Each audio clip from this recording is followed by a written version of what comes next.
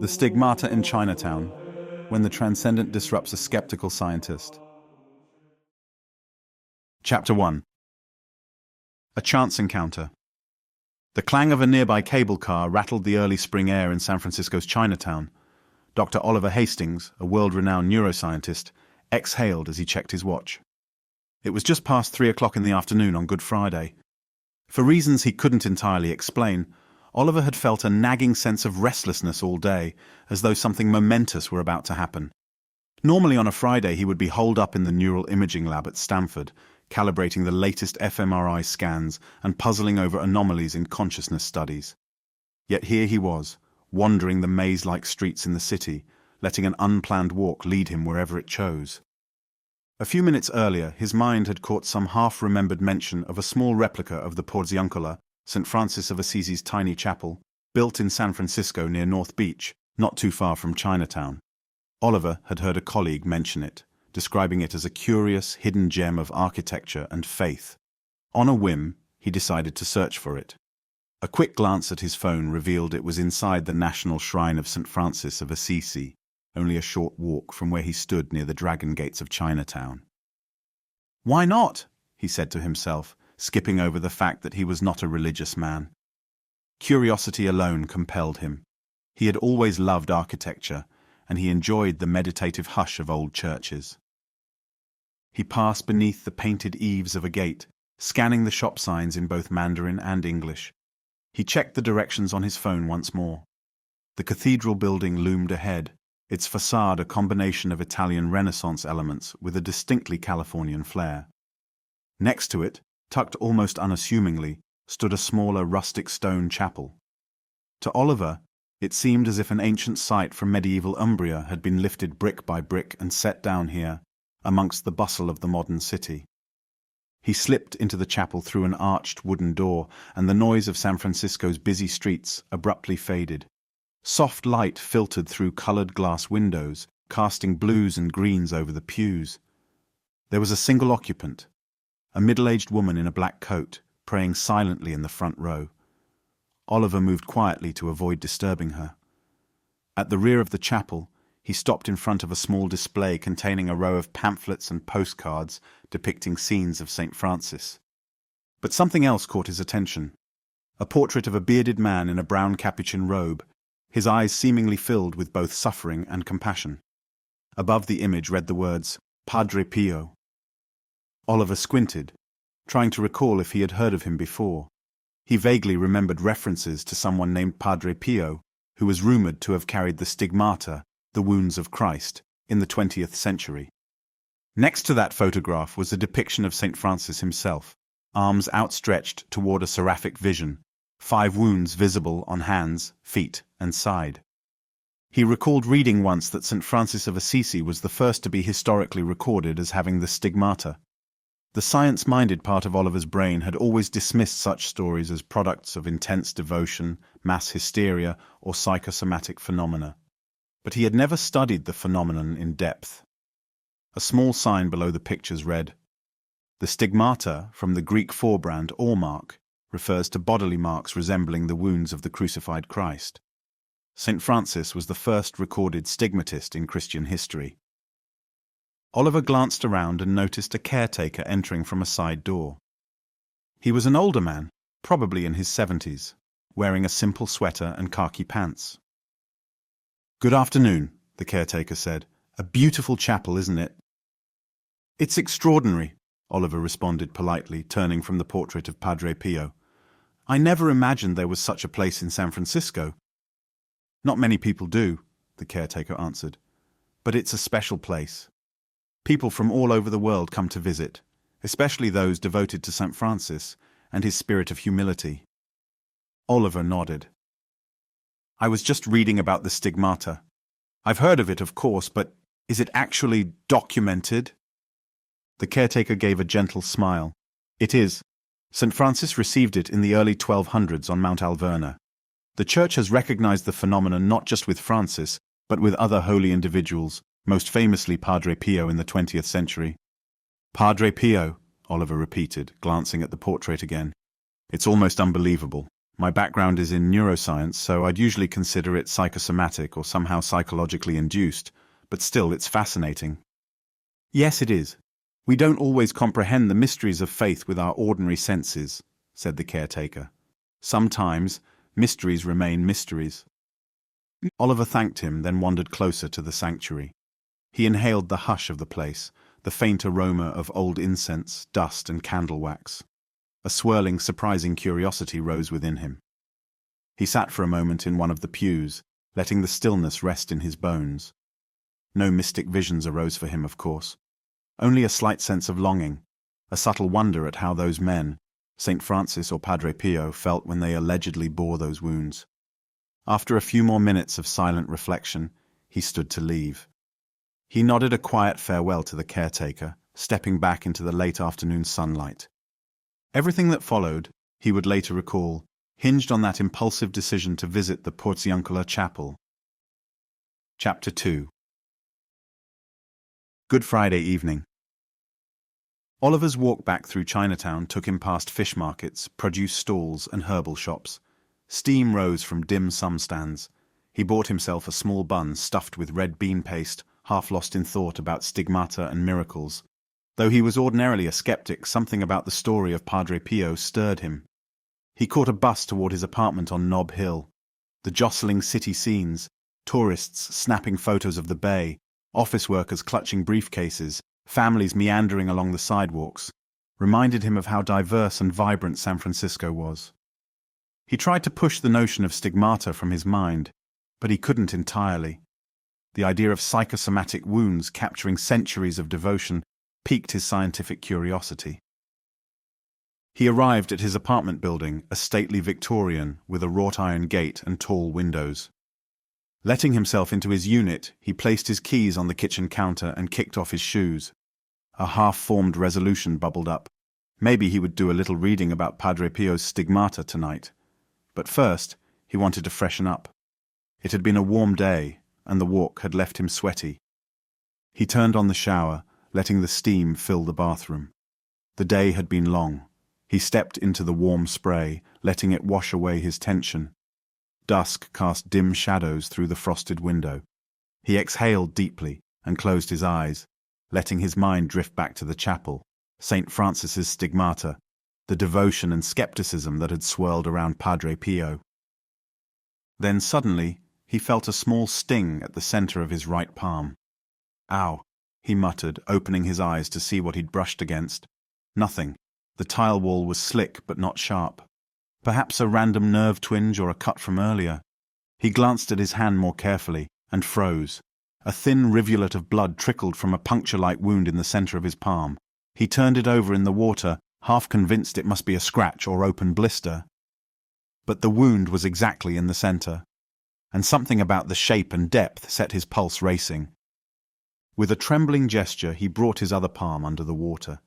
His breath caught in his throat as he saw an identical wound, also leaking fresh blood.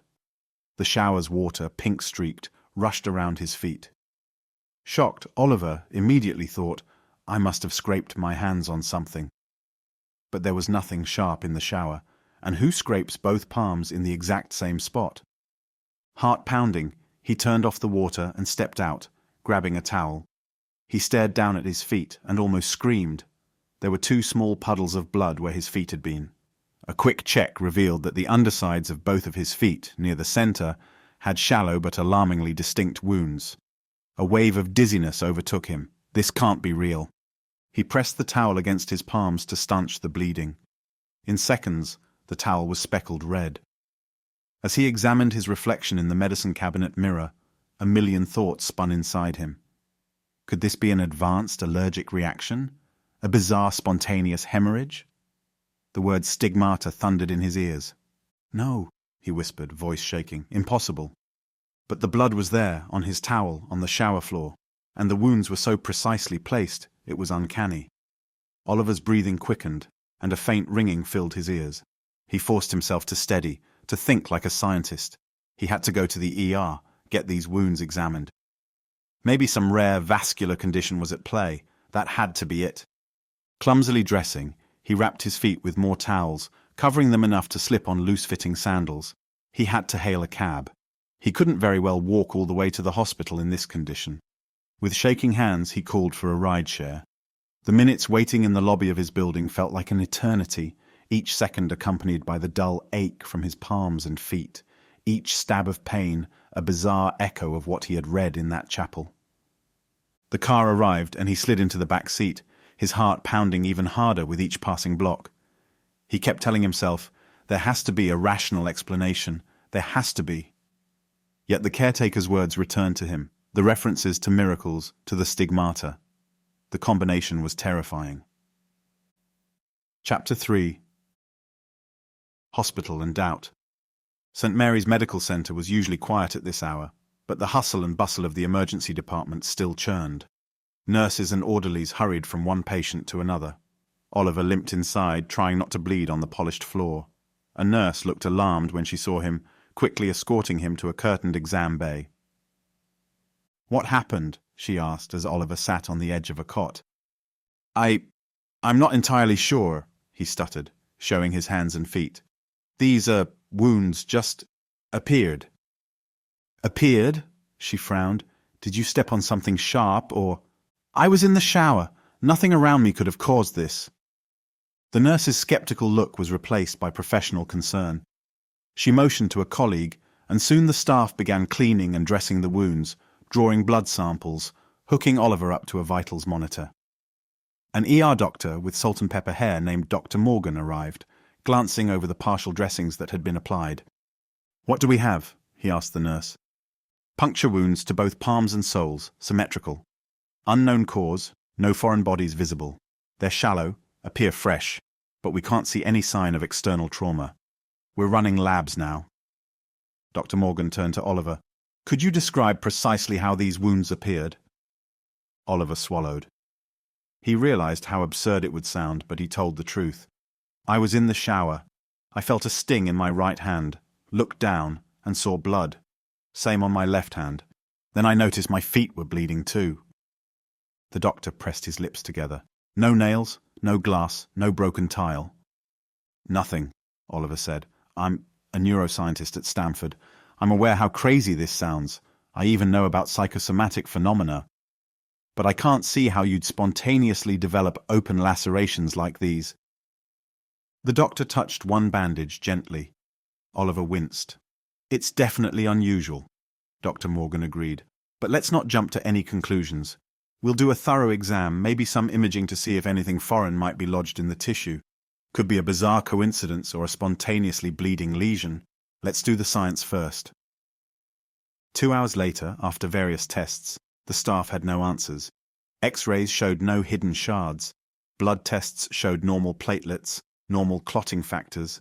The lab results revealed no infectious markers, no toxins. Blood pressure was fine, no sign of a neurological episode that might cause self-harm. Nothing. The wounds simply existed. Finally, Dr. Morgan returned, looking tired and perplexed.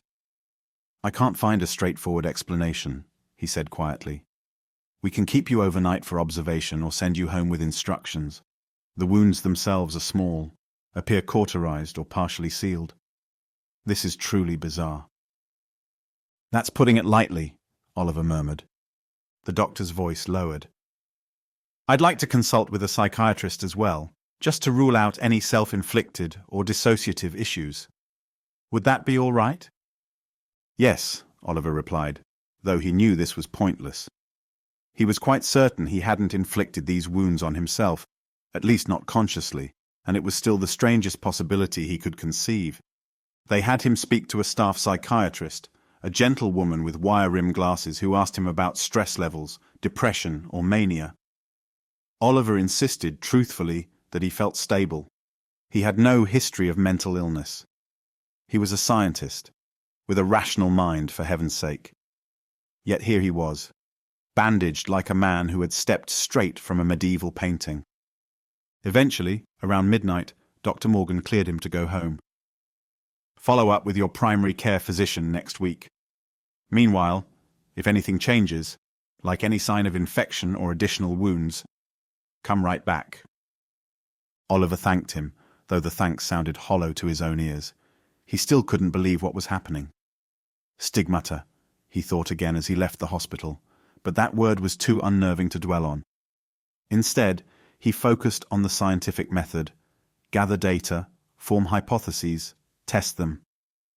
The only problem was that he was both scientist and unwitting experimental subject.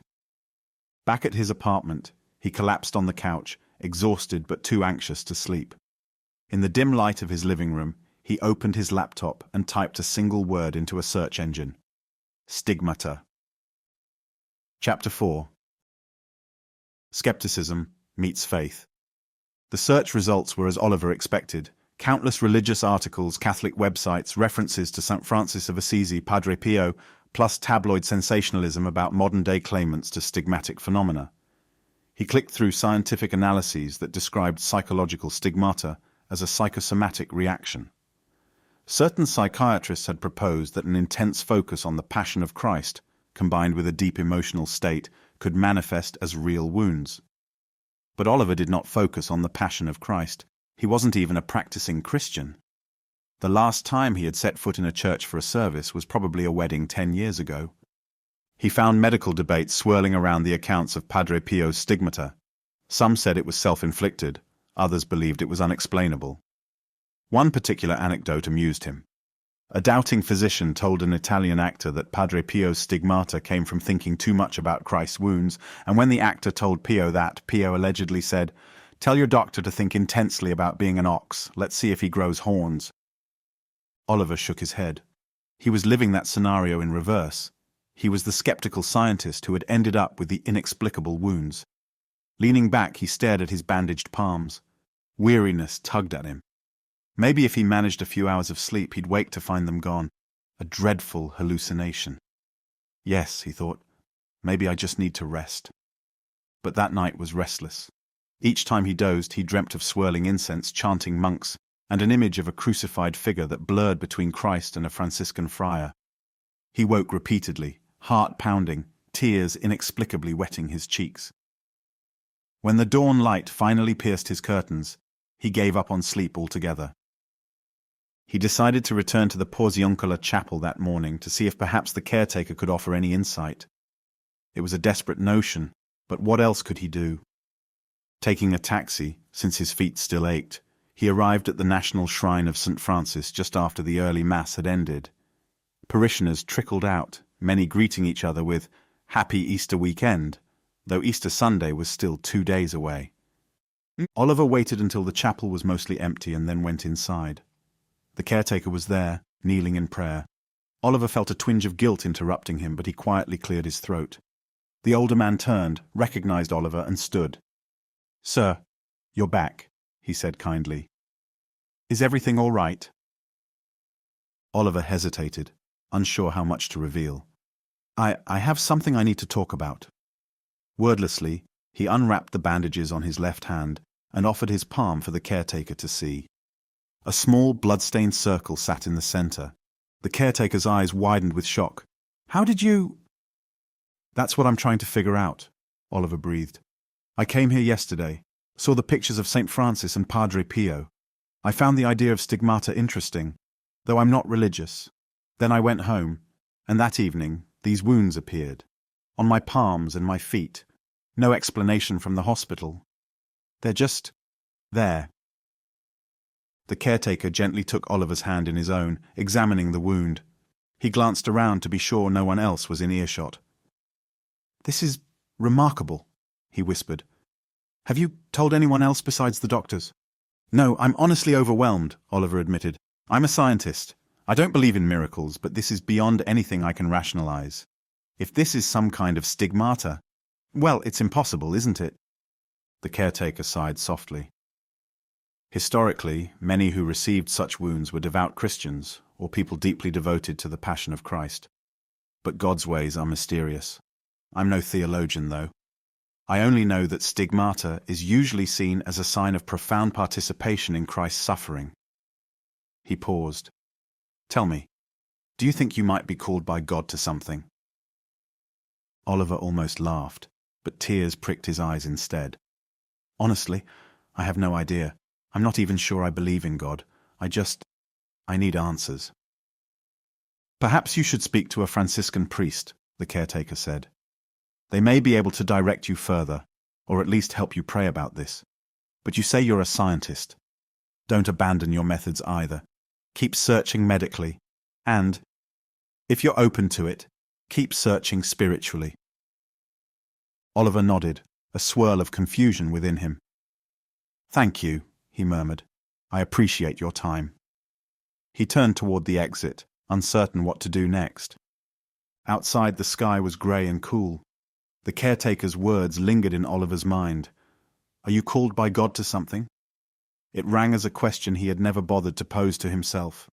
Then he thought of the caretaker's parting advice. Don't abandon your methods, and keep searching spiritually.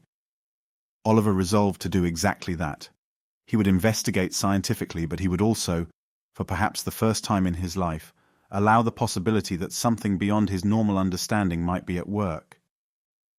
Chapter 5. Confrontations with Science. Oliver spent the next week in a haze of contradictory impulses.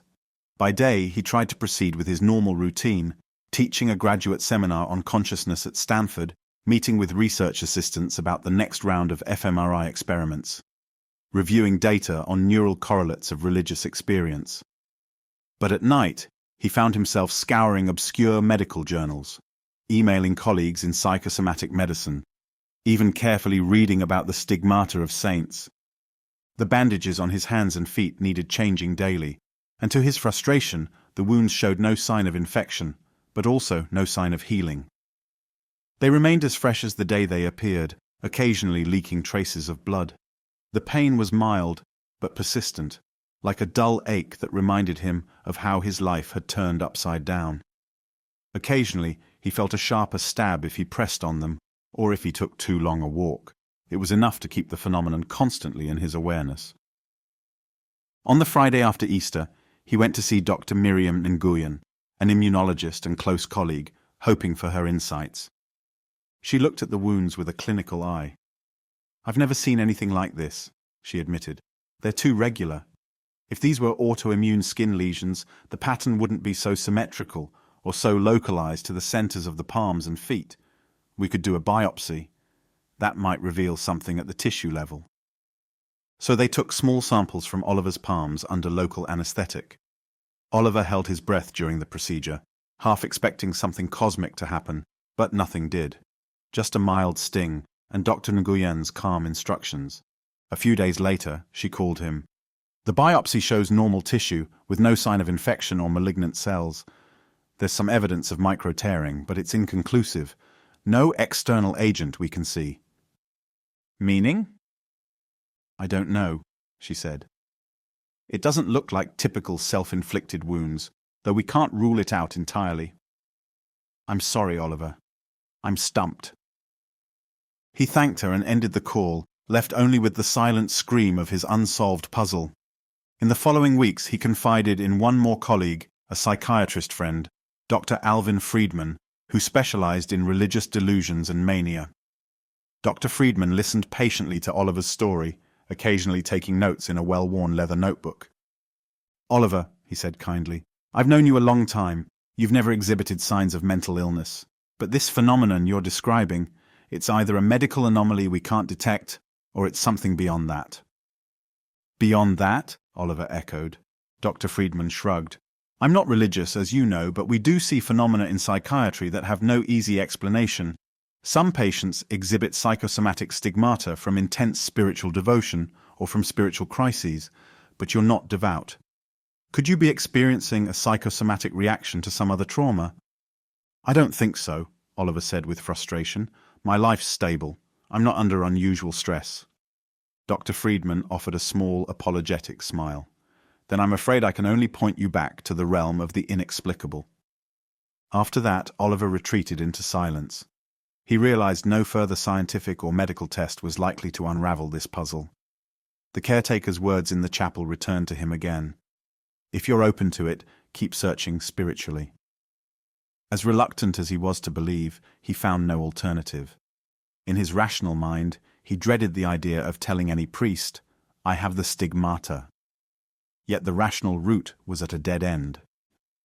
Chapter 6. A visit with the friars. There was a Franciscan friary just across the bay, a small community of monks who administered a parish near Berkeley. Oliver discovered it during one of his late-night internet searches. Summoning his courage, he decided to visit them one Saturday morning. He had to walk carefully, using extra padding in his shoes, but the pain was tolerable. The Franciscan friary stood on a gentle hillside, clad in simple brown robes with white cords around their waists. The friars were a welcoming sight, greeting Oliver with curious warmth. One introduced himself as Brother Pietro, an older man with a kind face and gentle handshake. "What brings you here, my friend?" Brother Pietro asked, after Oliver explained he was not Catholic, nor was he planning to convert, but simply seeking answers. Oliver glanced around, feeling conspicuous. "It's complicated. Could I speak to you privately?" Brother Pietro led him to a small side parlour with wooden chairs and a crucifix on the wall. Once seated, Oliver found himself trembling slightly. I've been experiencing something very strange," Oliver began. "I don't quite know how to say this." He took a breath. "I have wounds on my hands and feet, and no one can explain them. They're in the exact places where Christ was nailed to the cross. They won't heal. The doctors are baffled, and I'm terrified this might be the stigmata." Brother Pietro's eyes grew wide, and he crossed himself. "The stigmata, my goodness, may I see them?" Oliver unwrapped the bandages. The friar's breath caught. "They look real," he whispered. "When did they appear?" Oliver recounted the story of his Good Friday visit to the Porziuncola chapel, noticing the image of Padre Pio, returning home and finding the wounds. He shared how he'd sought every medical opinion he could, but no one had a clue.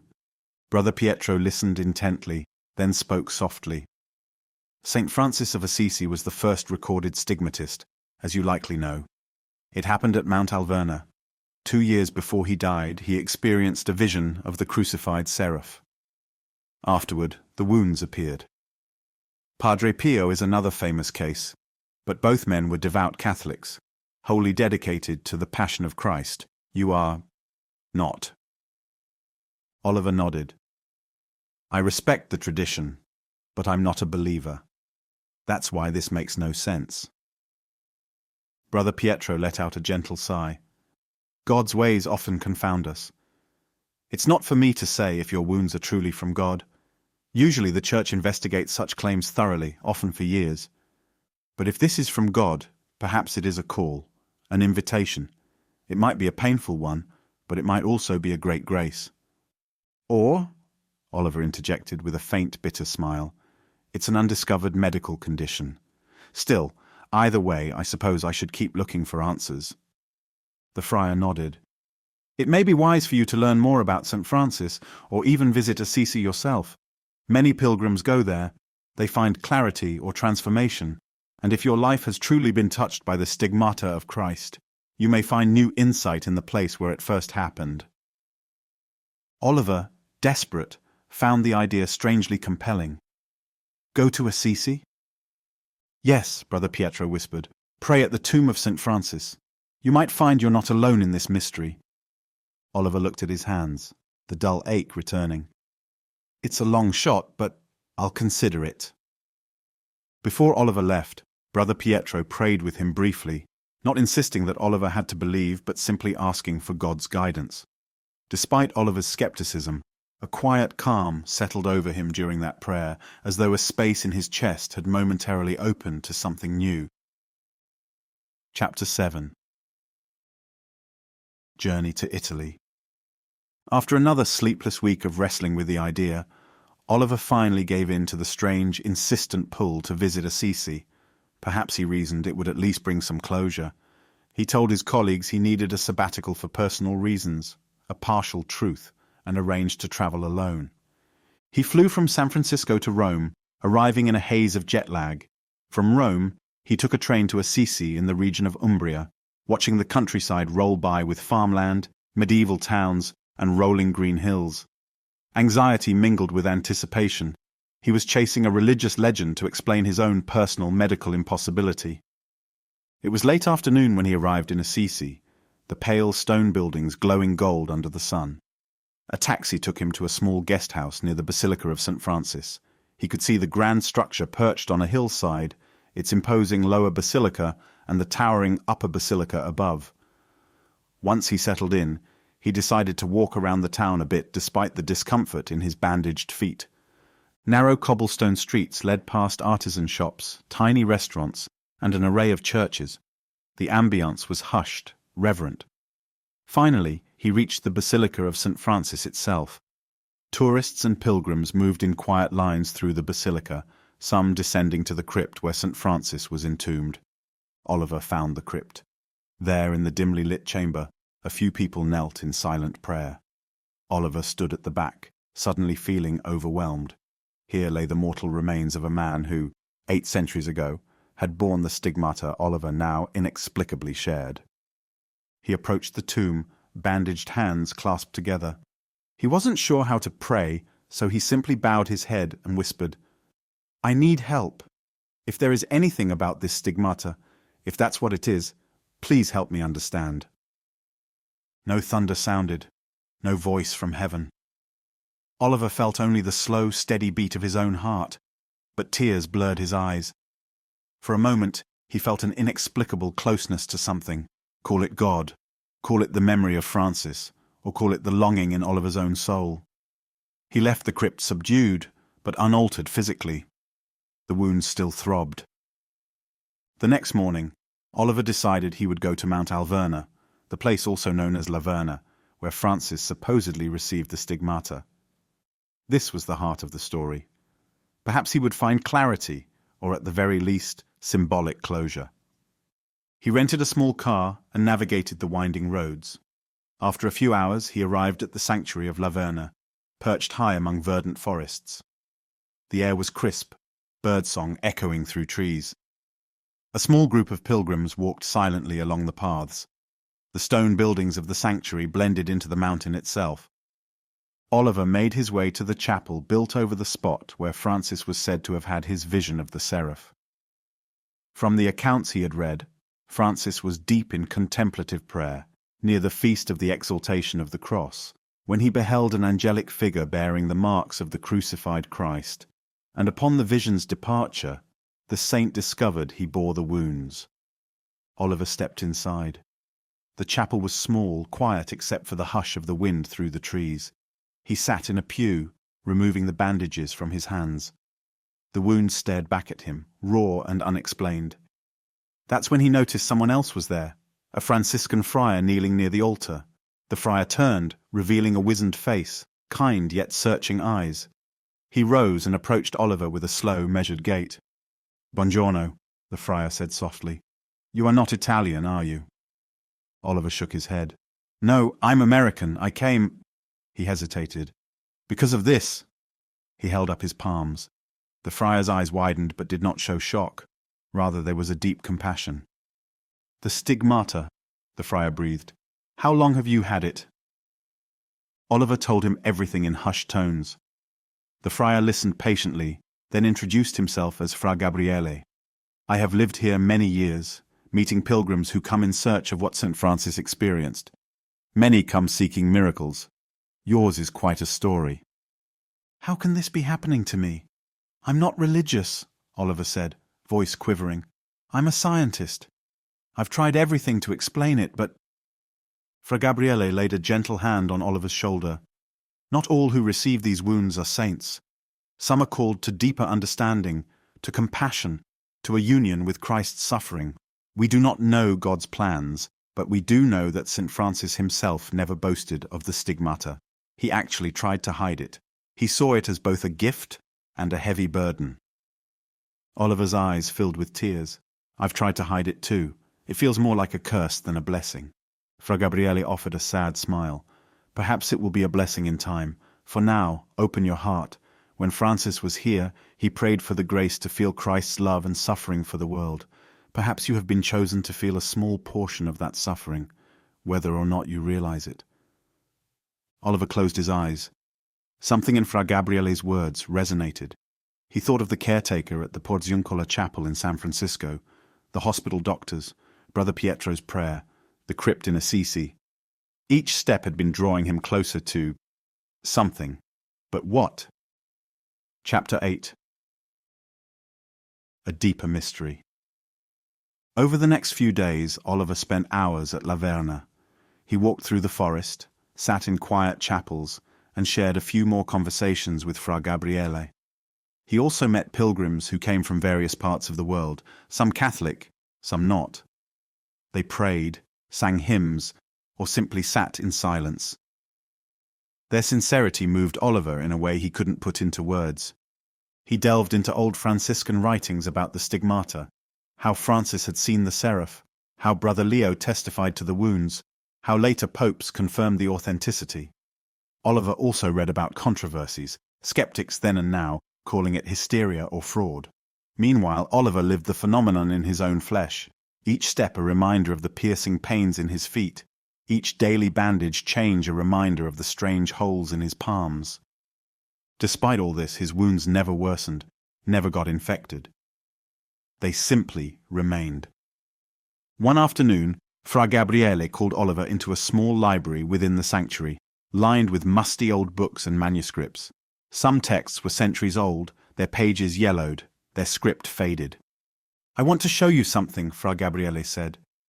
He retrieved a battered volume and opened it to a passage describing Francis's final days. According to the text, Brother Elias, the Minister General, had written a letter after Francis's death, proclaiming the miraculous stigmata to the entire order. It said, "I announce to you a great joy and a new miracle. Our brother and father was seen to resemble the crucified Lord, bearing in his body the 5 wounds." Oliver read in silence. After a moment he said, "I keep reading how those who bore these wounds found a profound sense of love, or union with God's suffering. I'm not sure I feel that." Fra Gabriele nodded gravely. Miracles aren't always accompanied by immediate understanding. St. Francis spent much of his life in prayer even before he received the stigmata. Perhaps your journey is only beginning. That night, Oliver lay awake in his small guest-house room, the wind rustling the trees outside. What if there's no scientific explanation, he thought. Am I to believe that some mystical force singled me out? It unsettled him deeply. He'd built his career on the premise that the human mind could be scientifically understood, that consciousness was a product of neural processes. Yet now, an experience so profoundly beyond the normal overshadowed all his assumptions. Chapter 9. Science, Faith, and Quantum Questions. As days turned into weeks, Oliver extended his stay. His fascination with the stigmata's historical context intermingled with an emerging spiritual curiosity. To maintain his sense of identity, he corresponded frequently with his colleagues back at Stanford, updating them on the condition. They had no new leads. In a moment of whimsy, Oliver even emailed an old friend who worked in quantum physics, half-jokingly asking if there was some entanglement between his body and centuries-old relics of Franciscan devotion. The friend replied with a half-serious remark. "Consciousness might shape reality. If your mind and some external field intersected, maybe you manifested the stigmata. That's about as plausible as anything else." Oliver chuckled, appreciating that even among scientists, the line between imagination and possibility sometimes blurred. But each day the ache in his palms and feet reminded him that this was not an abstraction. He was living the intersection of matter and spirit. He felt strangely drawn to the quiet hush of chapels, to the gentle singing of monks during Vespers, to the faint presence of something he could only call the holy. Sometimes he found himself weeping during their chanting, unsure why. Chapter 10. An unexpected encounter. One evening, as Oliver was walking the forested paths around La Verna, he noticed an elderly man in a simple black cloak, sitting on a stone bench, staring out at the sunset.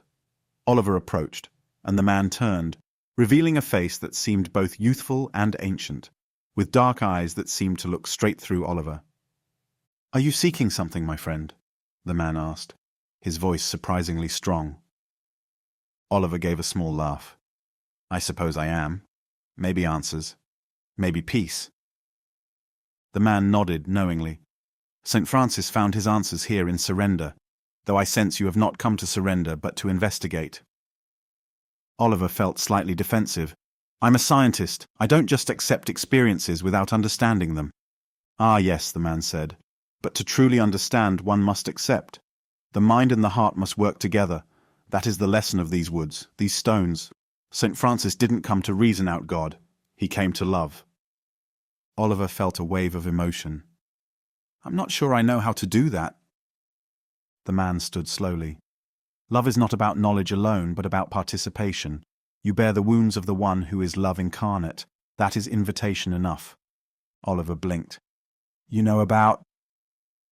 The man simply nodded, eyes flicking to Oliver's bandaged palms. Do not fear. The truth will be revealed in time, if you remain faithful to your questions. Before Oliver could say more, the man walked away down the path, disappearing into the thickening dusk. Oliver realized he'd never gotten the man's name or seen him before among the friars. An unsettling sense of wonder lingered as he headed back. Chapter 11. A strange resolution. In the days that followed, Oliver felt a shift inside himself. The persistent tension he'd carried, the constant push to find a purely rational explanation, began to ease. He still wanted answers, but now he felt less frantic. He realized that part of him had begun to accept the possibility of a dimension beyond purely physical cause and effect. Then one morning he awoke and found that the wounds on his feet were no longer oozing. Cautiously peeling back the bandages, he saw that fresh pink skin had started forming around the openings, though they were still visible. Surprised, he checked his palms and discovered the same new layer of healing tissue. They hadn't closed up entirely, but the constant bleeding had stopped. He flexed his fingers. The dull ache was still there, but somehow gentler. He went to Fra Gabriele, who examined the wounds and smiled with relief. They're starting to heal, Oliver. Perhaps that is a sign of acceptance, of grace, of the next stage in your journey. Oliver felt a wave of gratitude and confusion. But does that mean they'll just vanish, as if none of this ever happened? Fra Gabriele shrugged. Only God knows. In the case of Padre Pio, his stigmata vanished the day he died, leaving no scars. In others, scars remain for life. Some remain open until death. It varies. Each soul's path is unique. Oliver swallowed hard. If they do close up, I'll have no proof that any of this was real. Fra Gabriele's expression softened. You have your memories, your changed heart. Sometimes that is the only proof we need. Chapter 12. Return to San Francisco. After nearly a month in Assisi and La Verna, Oliver felt the tug to return home. His sabbatical had stretched, and he needed to resume his responsibilities. More importantly, he sensed that any further progress would come through living out what he had learned, not secluding himself in pilgrimage sites. He departed Italy in early summer, looking out over the Atlantic from the airplane window, still wrestling with a swirl of emotions. Though his wounds continued to slowly heal, they hadn't disappeared. Shallow scabs formed on each palm and sole, still forming distinct circles. He kept them covered with bandages, unsure how to explain them to colleagues and friends back home. When he finally landed in San Francisco, he felt both relief and an odd sadness. Italy had become a crucible of transformation for him. Here, life moved at the frenetic pace he knew so well. He took a taxi back to his Nob Hill apartment, the driver weaving through the city's characteristic hills. That first weekend, Oliver made a quiet trip to the Porziuncola chapel. He found the same caretaker, who recognized him with surprise. "How are you?" the caretaker asked gently. Oliver unwrapped his hands partially. "They've started to heal," he said. "I went to Assisi and La Verna. I'm coming to terms with it." A soft smile spread across the caretaker's face. "Welcome back. Sometimes the spirit calls us away so we can return home renewed. I'm glad you've found some measure of peace." Chapter 13. A new path. In the following months, Oliver gradually resumed his work at Stanford, teaching and directing research. His hands and feet finished scabbing over. Eventually, the scabs fell off, revealing 4 thin scars on his palms and feet, each shaped like a small elongated circle. The wounds never fully vanished. Instead, they left these faint yet unmistakable marks, like pale reminders that refused to let him forget. Oliver became almost protective of those scars. He wore them quietly, only occasionally revealing them to close friends or collaborators. He found he no longer needed to prove or disprove their origin. He was learning that the greatest mysteries often resist neat categorization. Life, he realized, was bigger than the boundaries he'd once drawn around it. He also found himself oddly drawn to spiritual reading. He pored over texts about St. Francis, Teresa of Avila, John of the Cross, even Eastern mystics like Rumi. He dialogued with a Tibetan Buddhist monk who was visiting Stanford for a symposium on meditation and neuroscience. They discussed compassion, suffering, and the mind's capacity to bridge the spiritual and the physical. Oliver's perspective on consciousness began to expand. In teaching his neuroscience courses, he started acknowledging the intangible elements of human experience, aspects that might not be fully explained by scanning neural circuits. His colleagues noticed the shift. Some teased him about becoming the saintly scientist, but Oliver would only smile. He had no illusions of sainthood, yet he felt more open-hearted, more empathic. He volunteered at local charities on weekends, especially in Chinatown, seeing how the simplest acts of kindness might be the greatest scientific test of all. Would the world change if more people lived compassionately? His personal transformation was real, the scars on his body quietly testifying to it. Chapter 14. The twist. A year passed. Oliver's life seemed to strike a new balance. He still couldn't define exactly what had happened that Good Friday, but he no longer needed to. The stigmata had forced him onto a path of spiritual exploration that changed his worldview entirely. He found new joy in small things, new humility in the face of the unknown. Then, one summer afternoon, as Oliver was sitting in his office reviewing a draft research paper on neural correlates of religious experience, his phone buzzed. The voice on the other end was Dr. Miriam Nguyen, his immunologist friend who had done the biopsy months ago. "Oliver, I've got some astonishing data," she said, excitement brimming in her tone. "What's going on?" he asked. "Remember those skin samples I took from you last year? I put some of the leftover tissue in long-term storage. We just ran a set of advanced genetic tests on them for an unrelated project about mutation rates in abnormal tissues, and the results are bizarre." "In what sense?" Oliver's heart pounded. "Your samples show anomalies at the cellular level, something akin to accelerated tissue regeneration patterns, but not quite. It's as if the tissue has an unusual electrical potential or conduction property. It doesn't match anything in known medical literature. I can't begin to explain it." Oliver pressed the phone closer. "So you're saying there is something physically unique about the tissue from the wounds?" "Exactly," Miriam said. "I don't want to jump to wild conclusions, but it's possible there was some unknown biological mechanism at play. Could be an undiscovered phenomenon. I just wanted you to know we're investigating further, but it's so unconventional I'm not even sure where to publish." A swirl of emotion gripped Oliver. So there might be a scientific explanation after all, even if it's brand new territory. He thanked Miriam, feeling a strange mixture of validation and renewed confusion. On the one hand, this could be the earliest sign of a discovery that might be as monumental as CRISPR gene editing or new forms of immunotherapy. On the other hand, it only deepened the puzzle of how and why it had happened. He sat back, gazing at his scarred palms. Maybe these marks, this stigmata, hold a secret that could merge science and faith in a way I never anticipated. For a moment, he felt both exhilaration and terror.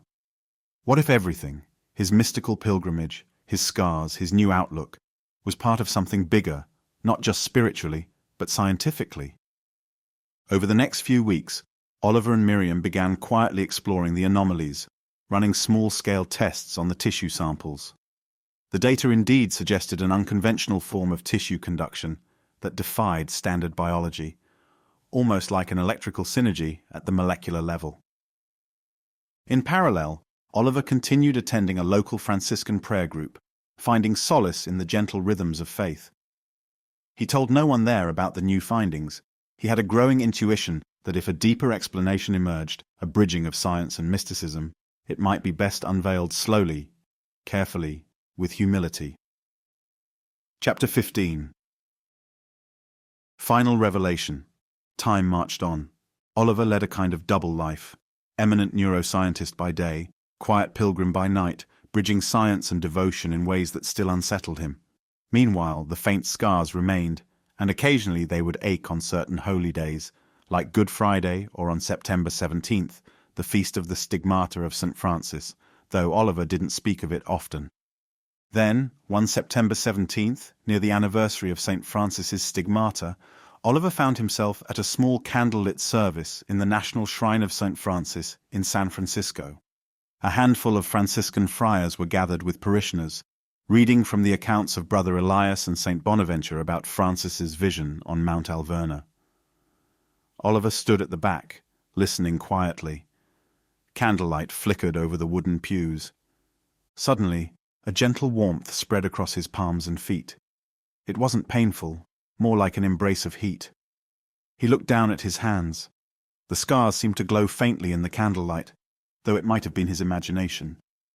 The readings finished, and the small congregation prayed, "Lord Jesus Christ, who reproduced in the flesh of the most blessed Francis the sacred marks of your own sufferings, enable us by his merits and prayers to bear the cross without faltering, and to bring forth worthy fruits of penitence."